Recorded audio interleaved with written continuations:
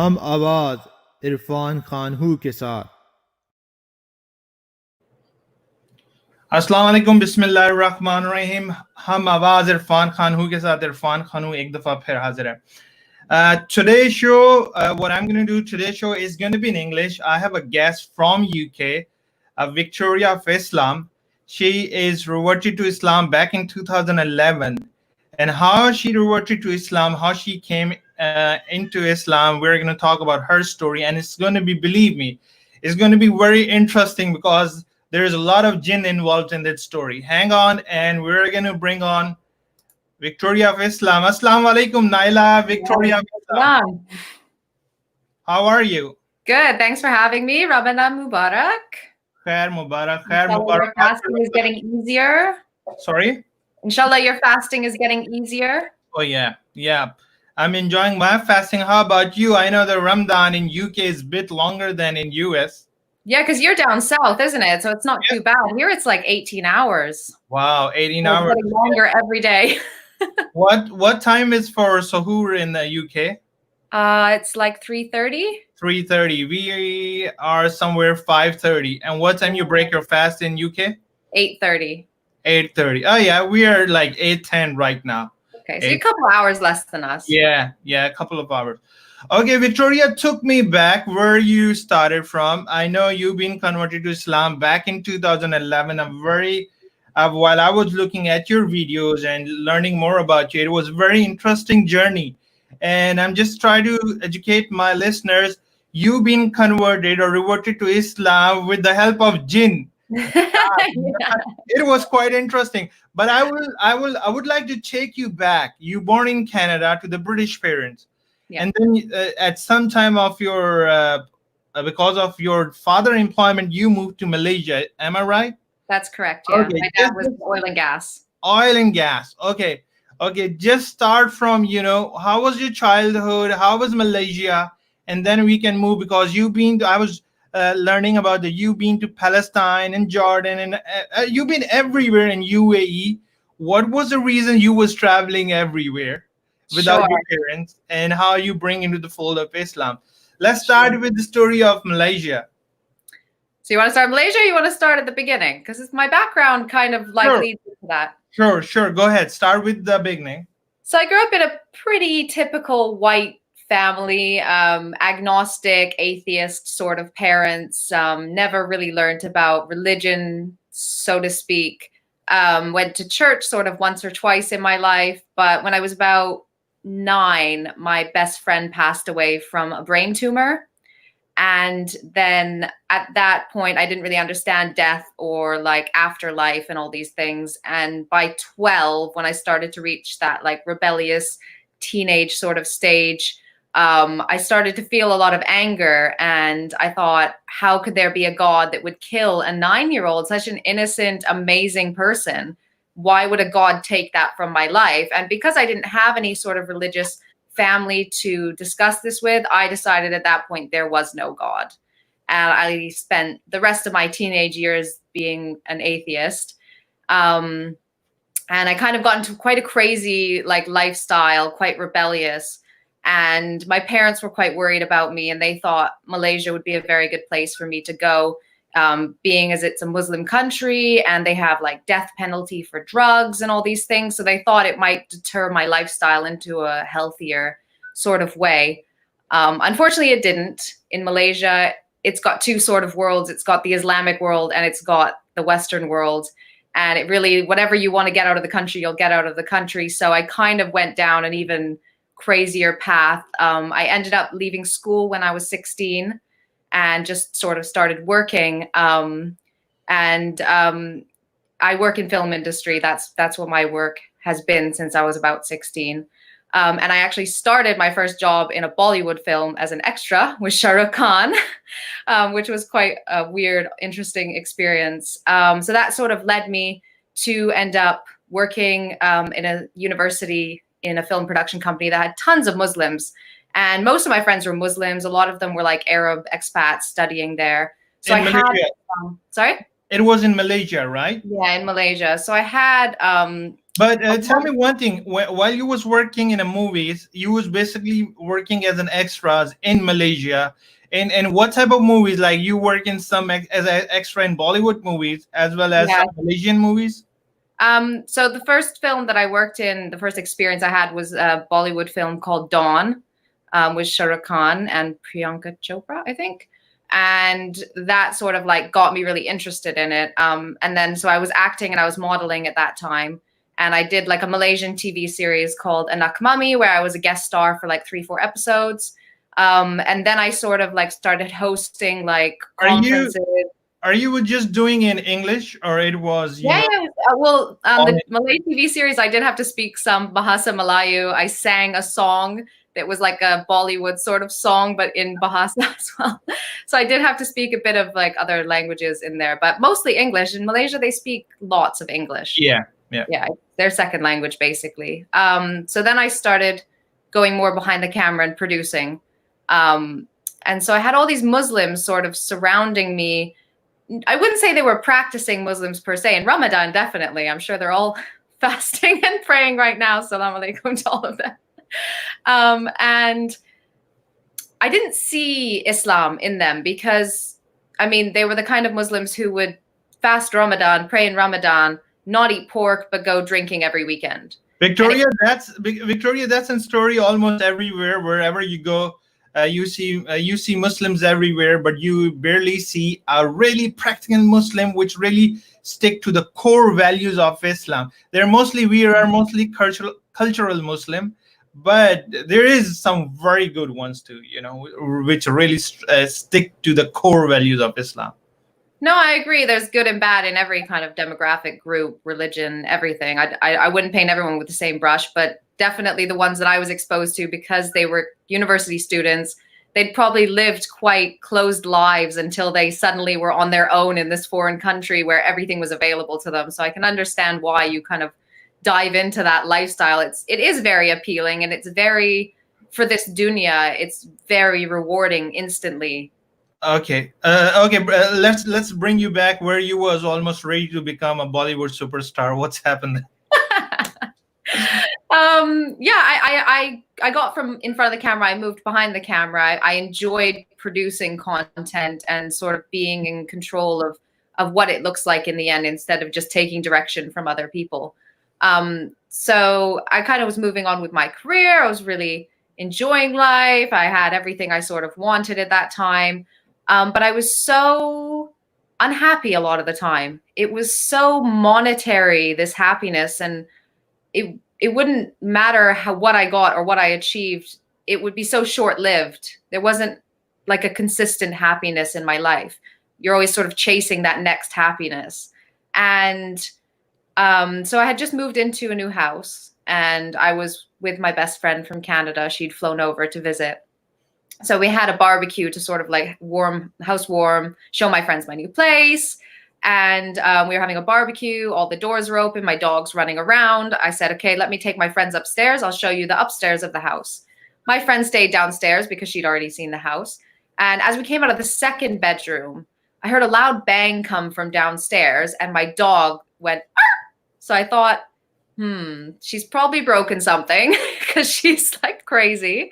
And I just ignored it, finished the tour, went back downstairs, and found my friend there looking absolutely terrified and just focused on the glass door.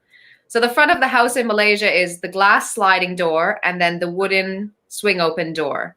The wooden door was still open. The glass door was closed. Okay, let me stop here. Okay, you was living by yourself. You was not living with your parents in Malaysia. No. Well, I'd moved out. You moved out, but your parents was in Malaysia back then.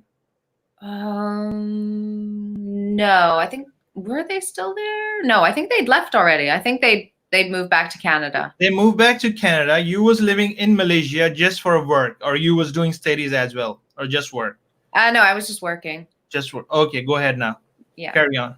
I moved out from my parents when I was like 18. So I was like 21 at this time. Okay. So yeah, the glass door was shut. The wooden door was open. And my friend was looking terrified. And I asked her what had happened. And she said, my dog was walking towards the front door, the glass door, and it slammed shut in front of her. Nobody touched it, no wind, nothing. So we all got pretty freaked out. And we're like, okay, let's just go out. So we shut up the house and we left. Victoria, at that time, for how long you was living in that specific apartment complex or a home? It was an apartment? I just moved in, like maybe 2 weeks, 1 week before.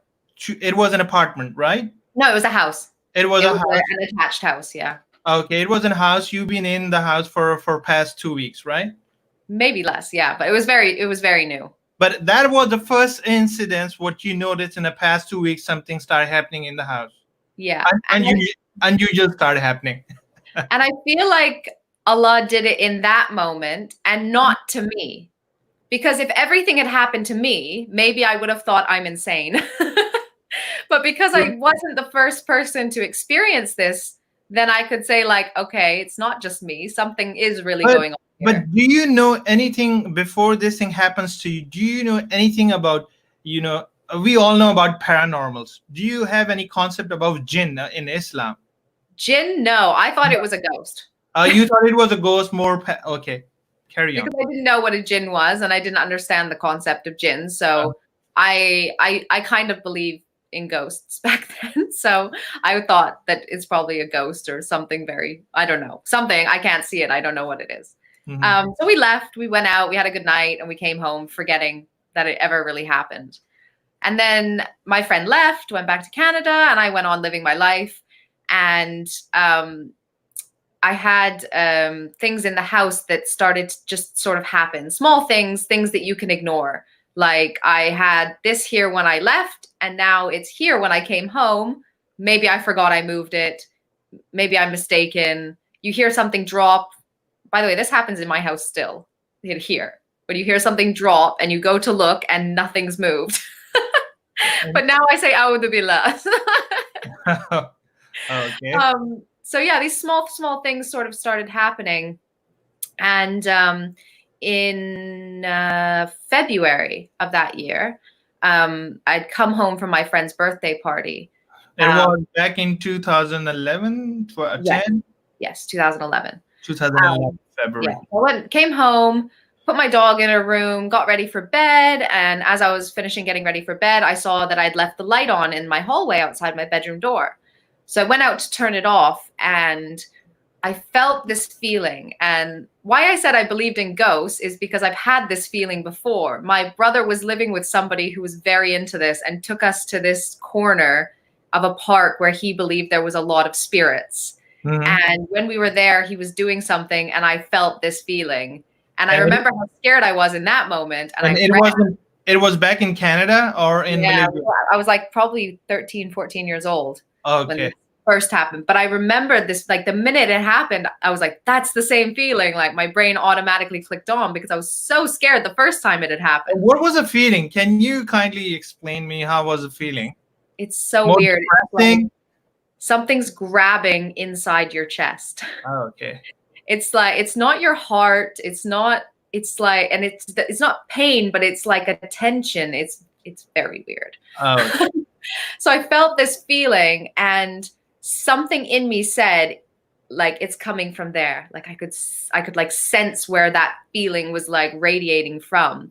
And I got really scared, and I just shut my bedroom door and I locked it.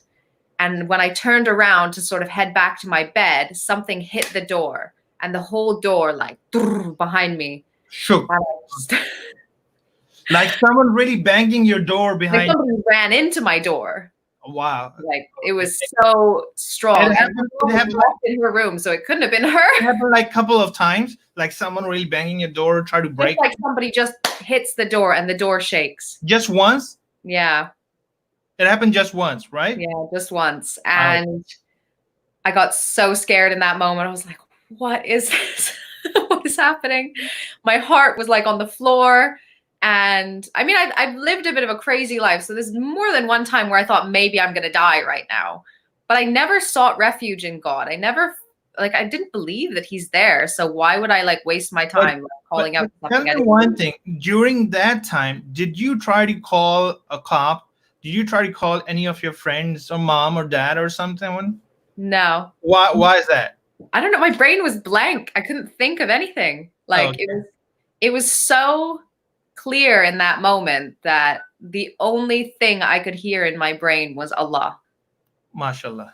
It wasn't God, it wasn't Buddha. I was kind of into Buddhism at that time, but it wasn't even God in English. It was Allah. And Great Allah. yeah, and something in my It, heart it said, literally "Seek came out of refuge." your heart, right? It literally came out of your heart. Yeah, and something in me just said, like, seek refuge. It's your only hope, basically. And I did. I said, Allah, if you're there, very skeptically, protect me, because I can't see this. I can't hear it. I can't anything. I just know it's there, and I'm terrified of it. And so I went to bed, kind of laid down, put some TV on, try to distract myself, and I just fell straight asleep. But your dog was with you in your room at that time, right? No, she had her own bedroom across the hall. From the hall. Okay, because that's what I've seen in some paranormal movies. Like if you have a pet can see. I don't know about Islamic what the Islam says about it. If the pet can sense those type of paranormal. Have your dog feel any weirdness while Well, I he mean, was she there? experienced the first thing, isn't it? Because she was the one walking towards the door when it slammed shut in front of her, but she never reacted to anything in the house, really. Like, Okay. I never really saw her growling or any. Maybe that's just in the movies. Most probably, yeah. You're right. Yeah, so I laid down and I meant to search it before I came on, actually, but I forgot. There's an ayat in the Quran that talks about like Allah overcame you with sleep and brought the rain to like purify you. And that night it had like poured with rain. And I fell asleep so easily. And later when I read the Quran and I read that ayat, I was like, I feel like it was written like in my life. Like it just Okay, resonated so much with that moment. You find that after you converting to Islam, revert to Islam, right? I'm not sure where it is in the Quran. I was actually going to check that. If it's in the first half, yes, before I converted, I read it. If it's in the second half, no, it was after. But it was the Ramadan that I converted that I read it. So I woke up in the morning and I'm quite logical. I'm quite scientific. So The whole night was very peaceful. After you fell to sleep, the whole night was very peaceful. Yeah, I woke up for work the next morning. Okay. Nothing else had happened. So I woke up and I sat there for a while and just kind of thought about what had happened. And in that moment, I suppose what I did was I made dua, but I didn't know that I was making dua. And I said, Allah, if you're there, if that was you last night, thank you. And I don't know what this means, but if it means that you want me to be Muslim, then you're going to have to guide me. 21, 22 years of my life, I didn't find any religion. I've been atheist. People have tried to talk to me so many times about religion. And I'm like, don't talk to me. It doesn't mean anything. Like, you're crazy, basically. So if this is the path that you want me on, then guide me on it. And that's exactly what he did. So he answered my dua in that moment. It was total change of heart, right? On the spot. I became so interested in Islam after that. Like, so many questions would pop into my head. And my boyfriend at the time was Sudanese, and he was quite practicing compared to the people I knew. He prayed and he had knowledge of Islam. So it was the perfect person for me to be near, to be asking these sort of questions and getting the information that I needed from. And so I used to say to him, like, when you pray in the house, it feels so calm. And like, I felt such a difference in my life as Islam sort of started to woven itself into my life. And I was asking questions like, why do you pray? What are you afraid of? And he would give me all of this really good information and answers that were just opening my heart more and more to it. So I started to ask, what does Islam teach? What does Allah teach us? And he would say things like, Allah teaches patience. Allah loves patience. So in a traffic jam, if you've ever been to Malaysia, you'll know the traffic jams are terrible. And I would feel so impatient at the person in front of me, as if they're causing the whole traffic jam. And in that moment, I would remind myself, Allah loves patience. Be patient. And I would feel like he would just leave the highway. Whatever it was that was making him impatient, it would just change. And I called this like beta testing of Islam. And I started to put these little bits of Islam in my life. And so that was like in April, I went to Cannes, France for a work conference. Okay, but let me hold you right here. You get up in the morning and you just make a dua before you leave your room, right? Yeah. You're still living in the same house for past 4 or 5 months after that, or about a year? No, I moved out. You moved out right away the next day? Yeah, I think within the next week I left. Okay, within the next week, during that week time, have you noticed anything? No, not that I can remember.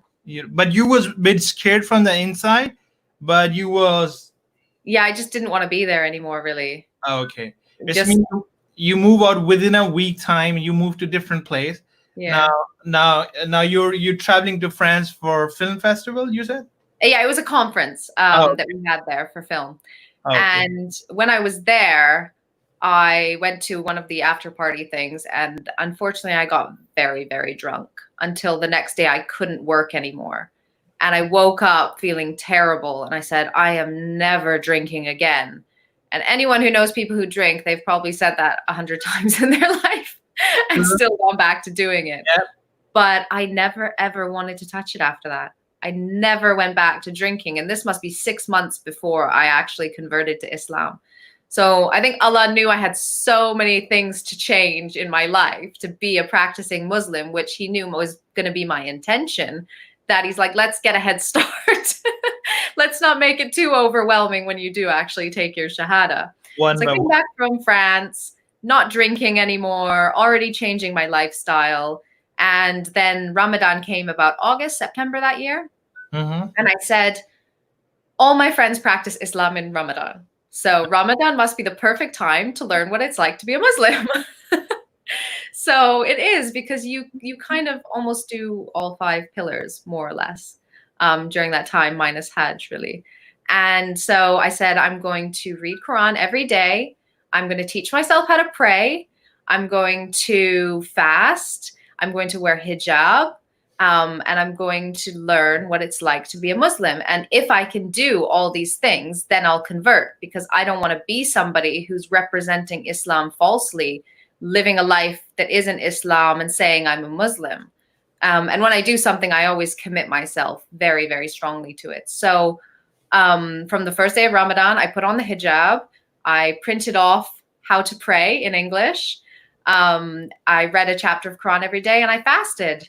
And it was difficult learning everything by myself, definitely. But I was reading the Quran, and I was reading about myself in all these verses that say, like, you know, you're lost and you're blind and you have a cover over your heart. And I was seeing myself in these words as an atheist, and it was terrifying, to be honest. I thought, if I continue this way, I'm going to hell. I'm going to Jahannam, definitely. And it must have been about 2 weeks into Ramadan, halfway through the Quran, and I was like, that's it. I need to be Muslim now. Otherwise, I might die tonight. And like, what a waste that would be when I've already seen the truth and been so blessed to be guided to that truth. So I Googled, how do you say your Shahada? And after the prayer one night, I just picked up my phone and read out, I bear witness there's no God but Allah, and Muhammad is his messenger. Just by yourself, right? Zabardast, mashallah. I feel like my whole journey was between me and Allah. It's like Allah sent a jinn to do dawah to me and then guided me. And he was like, everyone asks, who converted you? And it's like, Allah. And you just did it from the internet. You read it, you find everything what you need, and you just said it by yourself, and you become Muslim. Yeah. No, even as you just said, you have a lot of Muslim friends. Any Muslim friend try to, I'm not saying try to revert you, or just try to teach you about Islam, that one day she might be interested and move towards Islam. It happens before converting to Islam? Yeah, lots. But you was never interested while they was talking to you about Islam. I was like, you guys are nuts. I'm like, you just believe this man-made mumbo jumbo. Some of my friends are like, because my name before is Victoria. Everyone used to call me Vicky. And they used to say, I can't believe if I would have put money down, I would have never said Vicky'd be the one to convert to Islam, because I was the most against religion and God and everything. I was the soldier against it with all of them. So some people like that knew me really well said, I always saw Islam in your heart. And I felt one day that you would convert when you were ready, because you have the moral sort of like values of a Muslim, and the way that I've been raised, I guess, with a lot of charity and kindness towards others, I think is what they saw. And they saw that as Islam. Perfect. But when you told your friend you become Muslim, how did they react it? Or they knew you were heading towards Islam since you had that incident with the jinn, and they knew you were heading towards, you'll try to learn it, and might be in a couple of months you will become Muslim? I mean, I think everyone was pretty surprised when I did take the leap. Some people who didn't really know, like who I know, but maybe weren't close enough to know what I was actually up to, didn't believe me, actually. Some people said that I was doing it for attention. Some people said that I was just faking it and I would go back to being myself after. And yeah, I got like so many mixed reactions, but the people who knew the kind of commitment that I had actually been on to do that really, really supported me in it. And they were so happy. And it actually started to cause almost a ripple effect. And some of my friends who hadn't really been practicing, like when I put on hijab, a couple of my friends decided they want to put on hijab as well, who hadn't worn hijab their entire lives. There was Malay friends? Yeah, Malaysian friends. Malaysian friends, okay. Yeah, so it kind of started like a ripple effect of people. And I think it reaffirmed some people's belief, because they saw how different I was. They saw how my life transformed. And the only way you could explain that was like an act of God. Nice. But when did you decided, because when did you move out from Malaysia? So I left Malaysia in 2013. And what makes you really move out of Malaysia? I married my first husband, who was living in Gaza. Wow. You moved from Malaysia, you moved to Gaza. Yeah. Wow. But it was after converting to Islam, right? Yeah, it was about a year and a half, I think, after I converted. After a year and a half, you marry him in Malaysia, right? Yeah, so he used to go to the university that I worked for. So I knew him from then, but he had been living in Gaza for the last while working. So he came there, we got married in Malaysia, and then flew over to Gaza. And how, because to reach Gaza is not an easy thing. You have to go through Israel, right? I went Egypt route, but the border is controlled partially by Israel. Oh, okay. And it was easier then. It was before the 2014 war. So the 2014 war really changed everything for Gaza. And that's when they sort of stopped opening the borders on a daily basis and really just open it a couple of times a year. It's mean you fly to Egypt, to Cairo, and you drive all the way to Gaza, right? From Cairo to Gaza? Through the Sinai desert where, Musa alayhi salam walked. How long it took you to drive from Cairo to all the way to Gaza? I think it was a couple of hours, maybe 2-3 hours. Oh, that's not too far. No, it's not too bad. It's just hot. it's hot. And how long you lived in Gaza? I lived there for 2 or 3 months. That's it? Yeah. Okay. It's not an easy life in Gaza. I love it. I would move back. I have a daughter now, so I wouldn't move back now. But if I didn't have a daughter, I would love to live there again. But in that kind of situation, you really need to feel safe. And I didn't feel safe in my relationship there. So I decided mentally what was best for me would be to not be there. Okay, you moved to Gaza. You just went there just to have an experience of Gaza, or you moved there just to let's go and settle down in Gaza. Let's see if it works for me. What Yeah, was I went there definitely with the intention to settle down. I mean, I'm considered an honorary Palestinian. People know how much I love Palestine and I advocate for the Palestinian cause. One second, let me turn off that adhan, otherwise it's going to be very loud. We're talking to Victoria of Islam, and Victoria of Islam is explaining us how she reverted to Islam. Yes, sorry. No, I went there with the intention to move and set up a life there. I started my garden. I adopted a street dog. I really was I was there to be there, and I felt as a Muslim to occupy land that's trying to be taken from Muslims is a way to live in jihad just by living there and having a family there. And I think living in that kind of situation is so amazing as a Muslim because you are so aware of death. You know that war could break out at any moment. A drone strike could happen at any moment. I mean, Gaza's sky is silent except drones. You know that if there's an airplane sound, it's a drone because you can't fly over Gaza. So it's very, very eye-opening being there. And the minute the adhan goes, you're like, oh, wudu, pray, because you don't want to be late. You don't want to miss that prayer if something were to happen. And you become so appreciative of the luxuries we live in the West.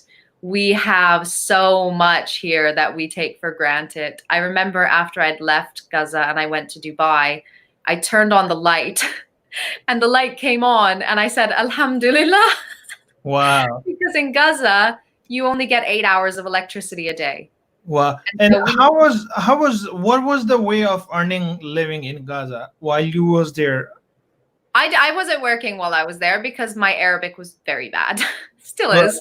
Your ex-husband, he was working or what? Yeah, so he was dealing with like imported snacks and stuff from the West. So he would sell those to like local shops. So everything there is kind of like small business. There's not really big companies and stuff in Gaza. Everything is sort of like a cell phone little business, whether it's a fruit shop or a kid selling sweet potatoes off the back of his donkey cart. Everybody's very innovative in how they find ways to make money there. But I was there just learning Arabic, kind of getting used to the culture, getting used to the city, getting to know my way around, that sort of thing. So yeah, I hadn't started working. I wanted to do some films while I was there. I was looking forward to like filming, maybe doing a documentary. Those are sort of my goals. You had all your equipment with you? Yeah, I had a small camera with me. Okay. But what was a breaking point? You decide after 3 months, Gaza is not for me, and this relationship is not for me. I need to move on. Because for how long you been married with him? In total, it was like 4 or 5 months. Oh, okay. But when did you decide that is not for me? That the person or the lifestyle is not for me? Yeah, I think it was when I just started feeling unsafe in my own home. What makes you feel unsafe down there? I think I get triggered a lot by like aggressive behavior or like, you know, that sort of like when you get angry that things might turn physical or aggressive. That's a big no-no for me. I've suffered trauma throughout my life, which I talk a lot about on my YouTube channel about mental health and things. So that is something that I don't accept. And when you're living with such a threat as Israel, you don't need to feel like you have a threat inside your own home as well. And then it started to really take a toll on me mentally, not feeling safe ever. And it was a quick decline.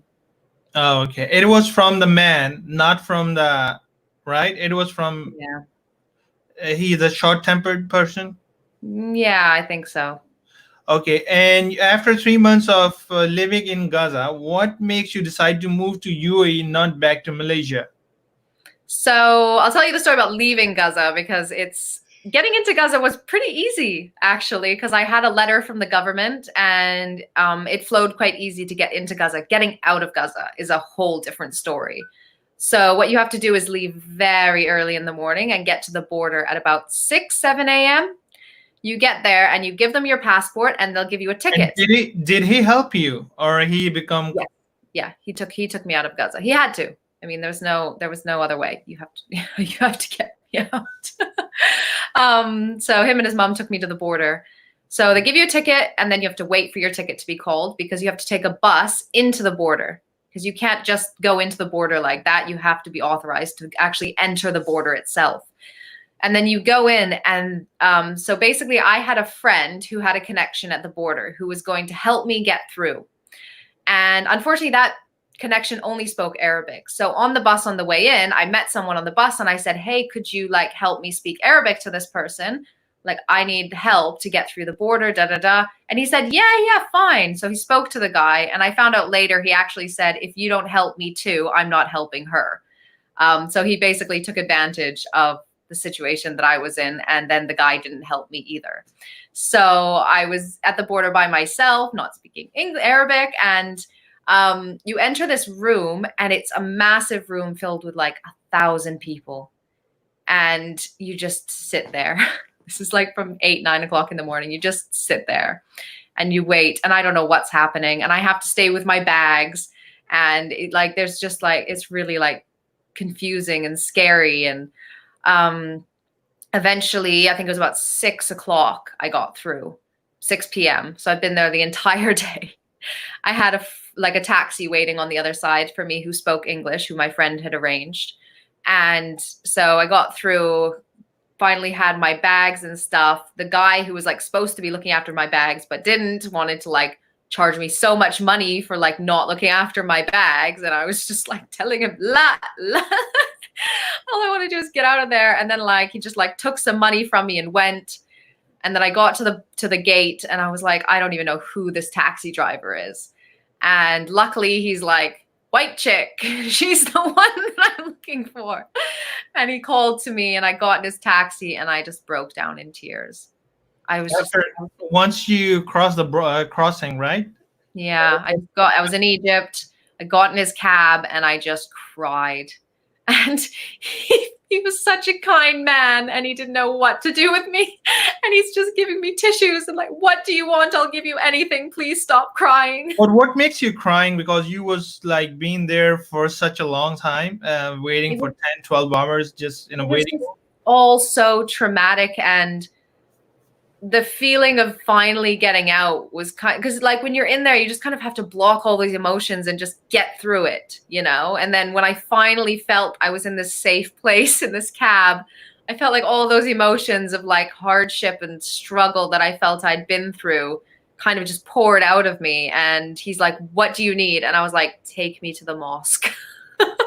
I haven't prayed. I just want to pray. And so he took me to the mosque.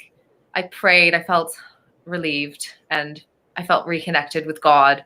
And as we were driving sunset through the Sinai desert, and it's gorgeous. It's just gorgeous. And I was looking up over the sand dunes at the sun setting, and I was thinking about Musa alayhi salam and being lost in this desert for 40 years.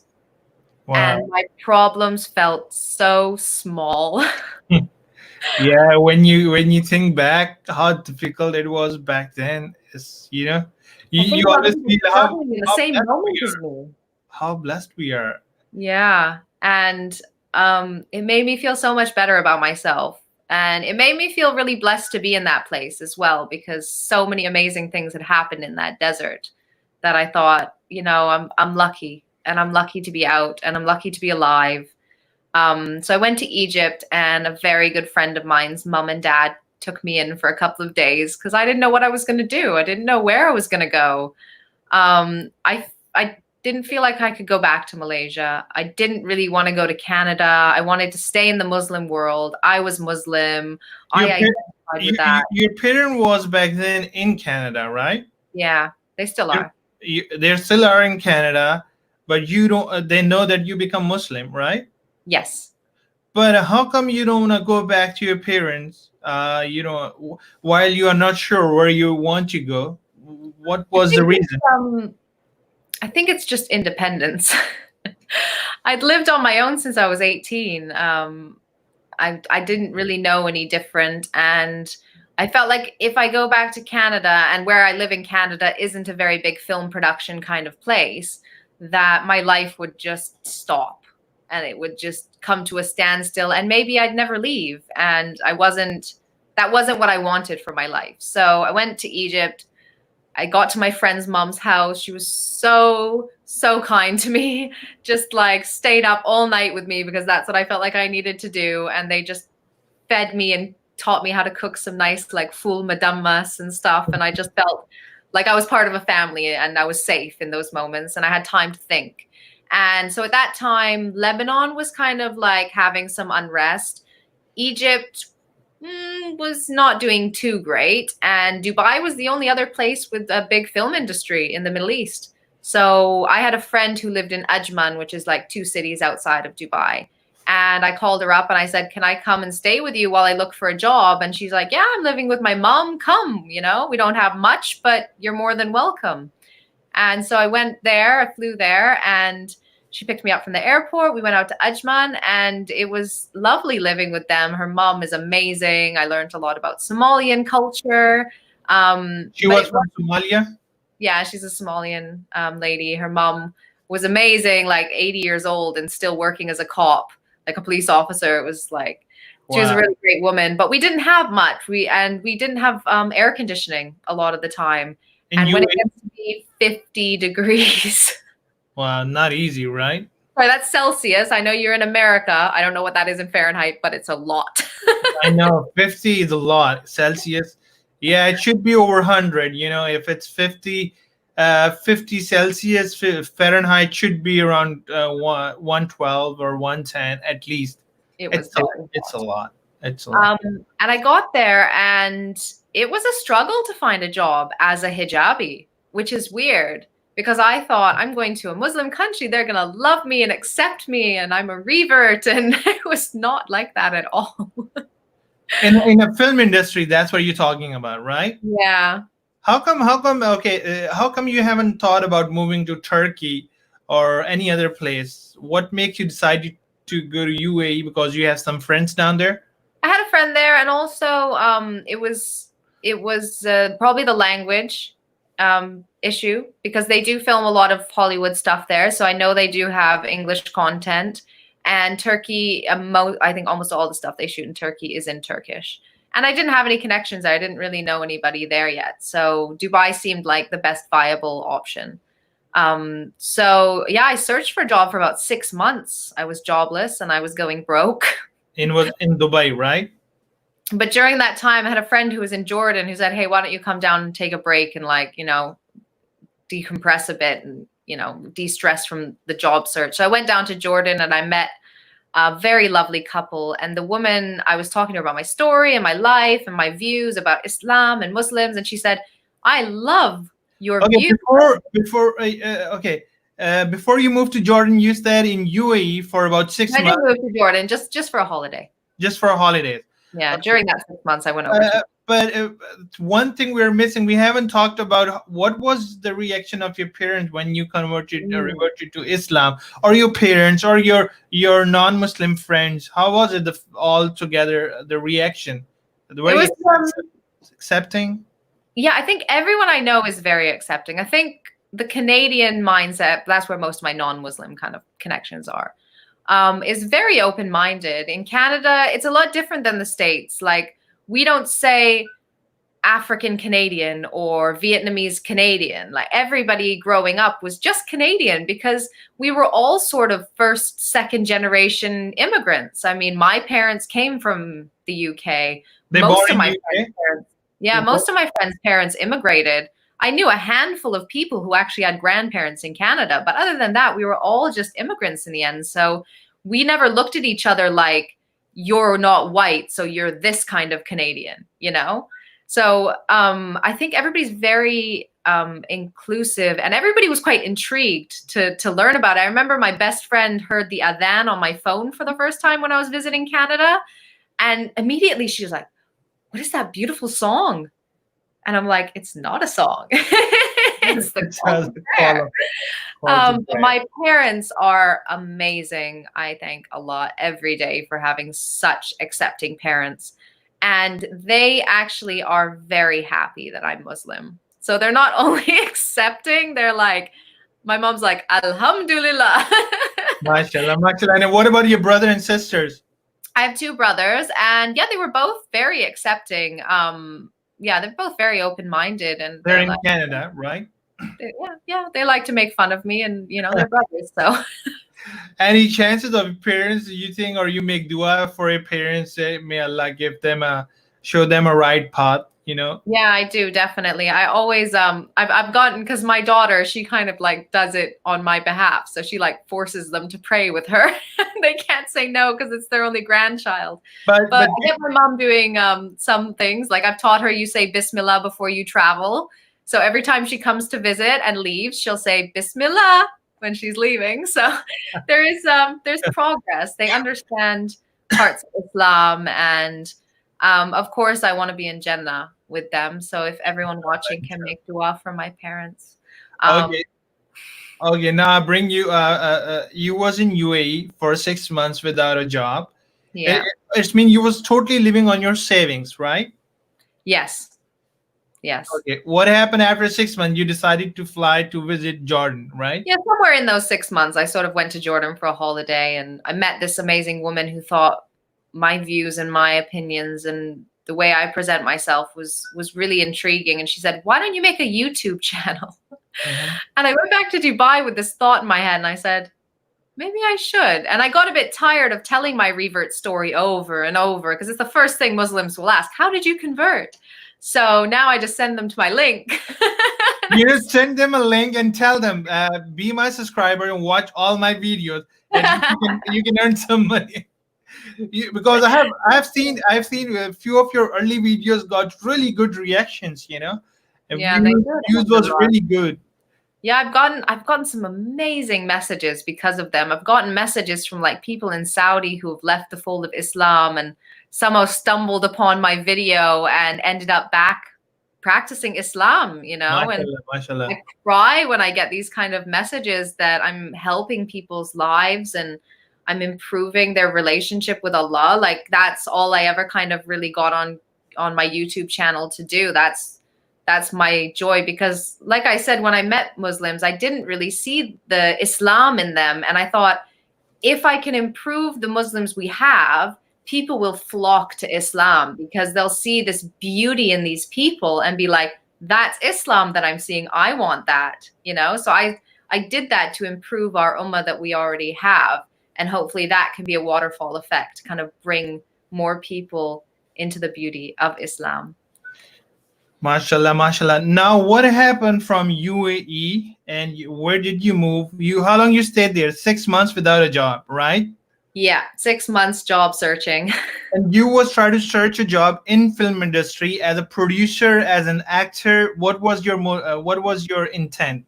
Yeah, so I do like more production management. That's sort of my thing. Yeah, so I do like the coordinating and the booking. You said there was a work, but not the work was not for hijabis. There was work. There was there's tons of work. They have like maybe a perception of hijabis that maybe they're not open-minded enough to be in the film industry. Even though the film industry in UAE is very, very like proper. They don't do even a fake husband and wife touching in a shot. Like, it's very censored. So I don't see why having like a modest sort of mentality would be an issue, but it seemed to be. But there was a moment I remember in those 6 months where I was really going broke, and Shaitan came to me and said, take off your hijab. You take off your hijab, all they see is a white person, and they'll hire you and they'll give you a good salary. Yep, that's what happens. You're going to make good money for yourself. Yeah, and it was tempting. I think any woman out there with hijab is going to know this moment. It was very tempting. Not easy, not easy. And I had to just sit for a minute and be like, Allah will do what's best for me. And I know if I stick to my deen and my tawakkul in Allah, I will get what's best for me. And Allah will reward me, maybe not now, maybe in Jannah, later with on, that conviction. And I decided, no, I'm keeping my hijab on. And very soon after that, I got called in for an interview. And they called me in because of my hijab. For the same job? For a job in the film industry. Yeah. They the person who was doing the hiring saw Victoria Edwards, and in UAE you have to put a picture on your CV, and then he looked at the picture, he went, Victoria? Doesn't make sense. What is this? And he actually called me in because he was so interested to hear my story, and I clicked so well with the two bosses of this company that they're like, you're what we're looking for, let's hire you. And because of that patience that I had, I ended up getting the opportunity to work on Star Wars Episode 7. Wow. And that was like a dream come true. I'm a huge Star Wars fan. I never thought that and that was the first of the new series that came out. So there hadn't been a Star Wars movie made in so long before that. And it was just, I mean, I just saw in that moment, that was my reward. Allah's like, here you go, little gift for you, enjoy. Star Wars. That Waka will increase what you're gonna get. You know, you was in your first Star Wars movie, yeah. It was American Star Wars movie you was in. Yeah, and that was you had performed in some Bollywood movies before. And how many it was? Do you remember? Just one movie and one TV series. Really, I acted in for big jobs, but this I wasn't acting in this. This I did casting. Oh, you was doing casting in Star Wars. Yeah. Oh, okay. Perfect. Okay. So, yeah, I was in Dubai. I was living my life, and it was a bit difficult there as a single Muslim, practicing Muslim. How long you stayed in Dubai? 2 years. 2 years. Okay. Yeah. Out of 2 years, you was out of job for 6 months, right? Yeah. Okay. And what the rest 6 months? You have a job now, but you feel difficult thing as a single lady. Yeah, because in Dubai, it's got, like Malaysia, it's got the Western party world, and then it's got like the Muslim families. And I didn't fit into either one of those. I didn't feel like there was a place for me to find friends, to socialize. And it was a lonely life there. I think as a family, it would be really lovely, but as a single person, it was just a bit boring, to be honest. And then I met my second husband. He actually met me through my YouTube channel. He was your first husband. He was from Gaza, and your second husband, he was from where? He's Moroccan, but he grew up in the UK. Okay, Moroccan, UK. Okay. Yeah. So we got to know each other and eventually decided that we wanted to get married. And so I moved to the UK. Left my job and everything in Dubai and moved. But you was loving your job. Your job was good enough for you. Yeah, I was. Yeah, I love my work. It's very fulfilling, and I've never worked a job I didn't like. That's always been my prerogative of my life. When did you move to UK? 2014, I think. 2014. Okay. Yes. Yeah, end of 2014. You got married in UAE or you got married in UK? In the UK. In the UK. Okay. Yeah. You got married in UK. You moved in 2014. You were in UK. You got married, and now. And I had my daughter the next year, so I did not work or anything for that time. But yeah, I've just been raising a tiny Muslimah. Mashallah, mashallah. And when did you?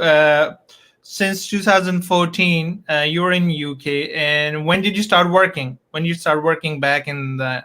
So I just started working again last year, after my marriage broke down. In 2019. I decided to get back into the. But during all this time, you was totally vanished from the YouTube.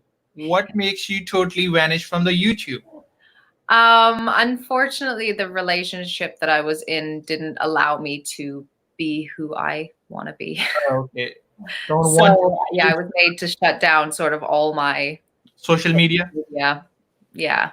Okay. Which was sad for me because I love all of my people on YouTube, and I felt so like I had a purpose in life when I was doing it. You know, I was doing it fi sabilillah. I didn't even monetize my channel at that time. Everything was just for the sake of Allah, and it just made me feel so close to Allah, and it was difficult to Are you thinking to monetize your channel now? I am, because now I'm a single mom and I need to work. You need to work and you need to make money out of it, right? But working with a child, yeah. but now you need a lot of views and a lot of hard work to get monetized. Yeah, I know. I need 10,000 hours watched. It's 10,000 hours. Uh, okay, it's 400,000 minutes. I think something a little over 400,000 minutes in 12 months. Okay, Yeah. this will be the last part. You know, this will I be used, the I last. used to have that before as well. So You had it before? yeah, I could have monetized my channel before. I chose not to. Wow. But I'm getting it. I mean, slowly. I've only had it up and running for maybe a month or so. Month or so. Yeah, you can do it. It's not an issue. Yeah, I'm not worried. I just need to get into the flow. Okay, in 2019, you got divorced. You had a little baby, most probably about 3 years, right? Nope. Now she's 4.5. So she was 4 back then. Back then, 4.5. Now, Yeah. now you're by yourself, a single mom. What about work now? How did you find a work? Are you working? Where do you work now? Yeah, so it was quite an interesting thing because I've always worked in Muslim countries. I've never had an issue with the content that I was making. And I found it very difficult to apply for jobs here because Western TV, as you know, is quite haram in a lot of ways. A lot of drinking, a lot of like R-rated sort of things. And I could not morally make that. I couldn't sit on set and say to Allah, I'm helping put this on TV.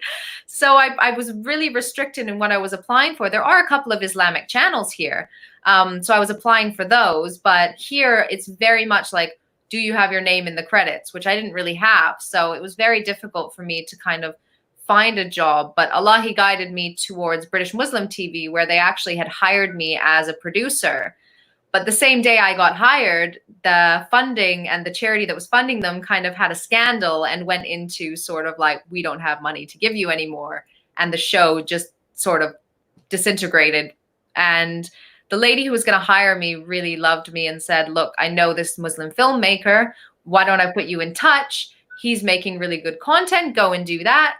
So I did, and we made some really good content, and our goals were very, very good, basically to change the image of Muslims in the media. No more terrorist number 3. Let's have a hero Muslim in a Hollywood movie. That's kind of like our goal, you know. Oh, you guys are making movies for the Hollywood right now. Yeah, that's that. I'm not working with them currently, but previously that was where the trajectory was going. It was going to be documentary first, which is in the process of being made, and then feature film. But you'd be amazed how difficult it is to get funding. There's so many Muslims with so much money, but nobody wants to invest their money in film. And they don't realize that everyone who doesn't know a Muslim, their perception of us is built by what they see on TV. And I think we can all agree that that's not a positive image of us. It is that terrorist on the bridge running people down. It's not the Muslim doctors saving your life, you know? So we need to be in control of this. And that is dawah on its own. I mean, a lot of sheikhs that we spoke to said, if a prophet came to us now, he would have a TV channel, you know?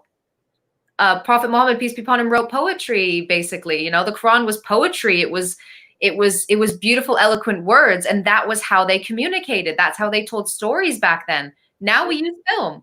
And that's what we need to be doing. That's where we need to be being seen in a positive light. So that's kind of what we do. And that's still my goal, is to represent Islam in the media and hopefully bring more hijabis kind of into the mainstream and representing us in that kind of atmosphere. Inshallah.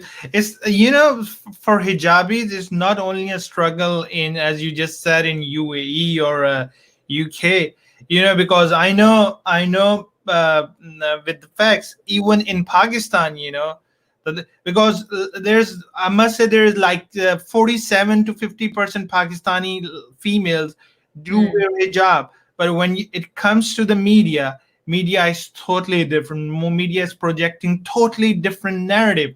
There's a big disconnect, you know. You don't see what you see really on media. That's not really the Pakistanis are, you know. And, no, definitely. You know, and I had an interview last night with one of the very famous TV hosts and analyst, Arya Maqbool Jan, you know. And that's what he was telling, because Pakistani media get funded from somewhere else, you know, because whoever fund the media, they go by their rules and regulations. Yeah, of That's course. very unfortunate. That's a whole different topic. Now, what are you doing these days in UK? So now I'm just focusing on my YouTube channel. I've been doing some live shows like with you, speaking a lot about mental health during the lockdown. I'm a big advocate for opening up the discussion of mental health within the Muslim communities, trying to break down that stigma that it's a shame on the family if somebody has mental health, that it's showing you have low iman or whatever, because I can tell you I've suffered mental health and I never stopped praying. I prayed 5 times a day through my deepest, darkest depressions. It had nothing to do with my belief in Allah. MashaAllah. It had nothing to do with my gratefulness for what I have. It is a medical issue. And just as we wouldn't just sit here and make dua if we have cancer, we would make dua and go to the doctor. It's the same thing. We need to make dua. We need to reconnect with Allah and seek help from professionals, because we can speak to Allah and Allah can speak to our hearts. But sometimes our brain also needs that, one-to-one human contact of learning a lesson, learning the skills we need to be able to be healthy adults. And that will only help us in our Islam as well. So they come hand in hand. So these are the kind of things that I'm speaking about these days. MashaAllah, it means you are sitting at home and working on your YouTube and making videos regarding mental health, right? Yeah. Perfect. But tell me one thing, because I still believe there is kind of partial lockdown in UK, right? Partial? Yeah, still pretty locked down, yeah. Pretty lockdown. There's no way of employment as of right now. No, the film industry has more or less shut down at the moment. But yeah, I'm not sure what I want to do next. I'm looking into maybe some documentaries. I would love to explore some documentaries on how this pandemic has affected minorities. And who knows what the future holds. I mean, this Ramadan, a lot of doors have opened, and I've got some amazing sisters who are standing behind me and supporting me in what I want to do. So I'm really just kind of discovering myself and seeing what doors are going to open. And I'm very hopeful for the future, inshallah. And to create a film or a documentary, the most important part to find the right funding, right? Yeah. I mean, you can get documentaries a bit easier. You can get commissioned by TV channels if you have a good idea. So that's a bit easier. Films is expensive. And yeah. Perfect. But, Yeah. if I ask you, because you traveled all over the world, you have been through a lot. If I ask you, give me 3 lessons of your life, because you've been, you being non-Muslim, you've been a Muslim. What, with my experience, what I have learned through meeting a lot of converts, they always find little difficult, they always think that Muslims, like people like me who are born Muslim, they don't find really a support system. The convert or revert Muslim don't find really a support system, right? Yeah. How true it is. Tell me about that. And tell me, once you become a Muslim, there's always 2 different personalities, alive before converting, alive after converting. Is that because there's 2 types of person. I know, because if I grew up as a non-Muslim and then convert to Islam at the age of 20 or 25, there's a lot of things as a non-Muslim I've cherished while I was so young. Yeah, I have such a beautiful memories. It always comes in my mind. I have a different sense of humor. I have a different taste. I have a lot of different memories, which it's really hard for me to really delete it from my back end, right? Yeah, definitely.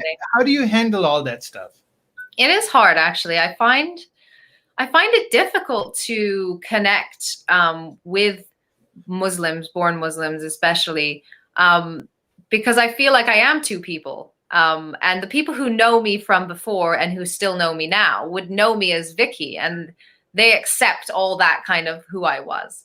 And everyone who knows me now knows Naila. And sometimes I feel like I can't be both of those. I can't have my weird sense of humor that is Vicky and be this, like, try to be pious and modest kind of Muslim at the same time. And I feel often I can't express myself as who I really, really am. It is a big pull. And when unfortunately, Muslims are quite tribal. I saw this in this university I used to work in, where everyone there is pretty much Muslim. Most of them are from the Middle East, but everybody's sitting in their own country's table. You know, in the eating area, you'll have an Algerian table and a Palestinian table and an Iraqi table, and nobody's mixing with each other. And I'm like, I don't fit anywhere, yet I fit everywhere. So I used to just kind of bob from table to table and mix with any nationality. But it's the sad fact that you don't feel that one ummah. Everybody wants to care for each other. Everybody cares about each other's struggles. But Victoria, that's a fact. You know, we call it a security in numbers and security terms. It means security in your own culture. You know, though they might speak the very similar type of dialect of an Arabic language, but they still feel the comfort within their own cultural zone. If I came from Gaza, if I came from UAE or Egypt or what, because they feel more comfortable to sitting. People came from the same country. Even you break down the countries, people are more feel comfortable hanging out with the people with the same city. If you know, it's all about the comfort. But it's not easy. Sad though that we don't feel so comfortable just being with a Muslim. You know, we need that extra tribal connection, and that's unfortunately what's divided us as Muslims. True. So I think one of the first things I learned is see no boundaries, see no borders. You know, don't look and don't judge and don't paint everybody with one brush from that country. You know, like people would say like, oh, why did you marry a Moroccan? Moroccans are like this, da da da. I said, but I don't see everybody the same, you know? True. And there's good and bad in everybody. There's good and bad in anything you look at. So I can't say everyone from this country is this or that, you know? So I think the first thing is that stop looking at borders. Stop only caring about the woes of your own country. You know, we need to care about our ummah as a whole and start looking at each other as one instead of, you know, so many divided ones. And I would say the second thing that I've probably learned is stop judging people. Never judge the book by its cover, right? I mean, we judge so much as Muslims. True. Oh my goodness. You know, when you judge people, you don't have a time to love, you know? I know, and you need to look at your own flaws. I know some women who don't wear hijab, but have more iman in their heart than somebody wearing a niqab. Absolutely true. Absolutely. You know, but you'll look at that girl with no hijab and be, oh, how could she dress like that? It's like, no.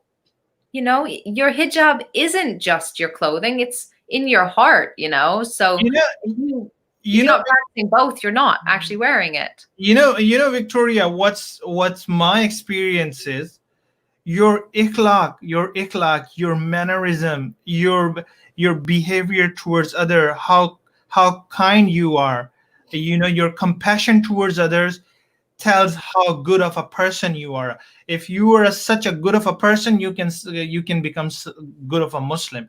If you're not a good person, your ikhlaq, your manner, your compassion, you're not going to be a good Muslim. That's the way I look into the things, you know.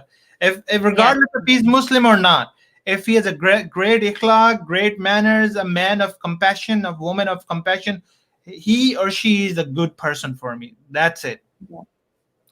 And I guess the other thing that I would say is live as today is your last. True. Give as today is your last. Care as today is your last. Pray as today is your last.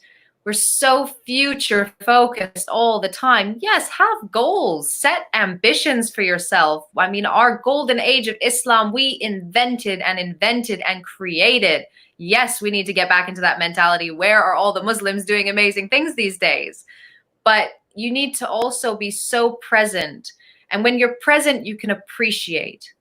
When you're always looking at what's next, you don't appreciate what you have right now. True. And all of us are living in a house with internet, okay? And already you know that you're at a certain level. True. You know, so I would say definitely look at your life, appreciate what you have, appreciate your health, and your family and the people who love you. And if you are struggling, to reach out for help and don't always try to look towards a positive side. Yeah. definitely. How do you coping up with this corona thing since you are all bounded to stay in your house for past almost 2 months now? Yeah, I think it's like 6 weeks or something like that. Yeah. It's been hard. I've been homeschooling my daughter. And I'm not a teacher. I need a little bit more patience, which is what I've been working on in myself this Ramadan. But I have, as I do everything, taken a difficulty and a struggle as a chance to grow, a chance to improve myself, a chance to heal. Because if we're not going to take difficulties and struggles and trials as a chance to do something better in our lives, then it's a waste. You just sat there and suffered for nothing. So I've really taken this time to have a look back at my life and to understand myself a little bit deeper, my goals a little bit more, appreciate what I have a bit more, and just try to stay positive throughout it, and take my one exercise a day and go out and do it and enjoy like the sun when it comes out for a little while. And I think I've actually done relatively well in lockdown. Good. Mashallah, tell me, you've been married twice, the learning from getting married twice, what you learned that next time you can fix, that part need to be fixed. That's the learning. That's where I need to be more patient. I need to be, what is the overall learning, Don't be I have learned a lot. Too quick to jump. No, I've actually spent the last couple of months reflecting a lot on marriage, on why do we have such high divorce rates nowadays. And I think everywhere, and especially in the Muslim communities.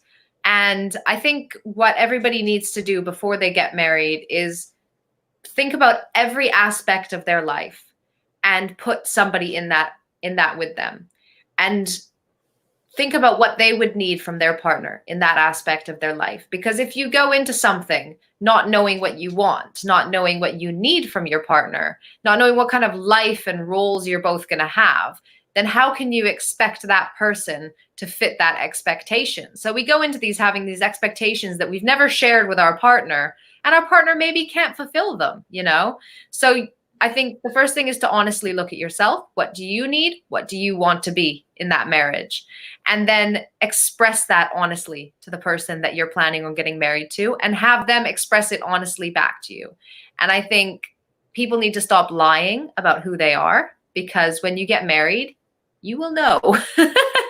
When you live with someone, you will know every terrible thing about each other.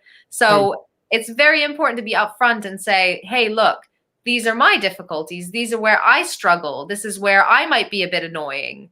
And if the person can accept that, perfect. If they can't, then you're not meant to be together. Don't get married and maybe have a kid and then see the truth about each other and end up, depressed and whatnot. So I think it's very, very important to do that.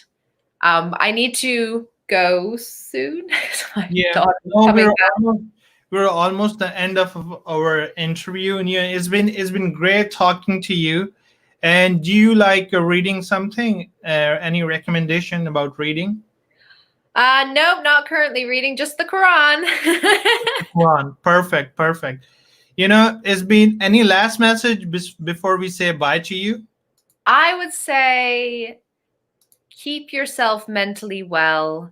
Remember, Allah is always with you.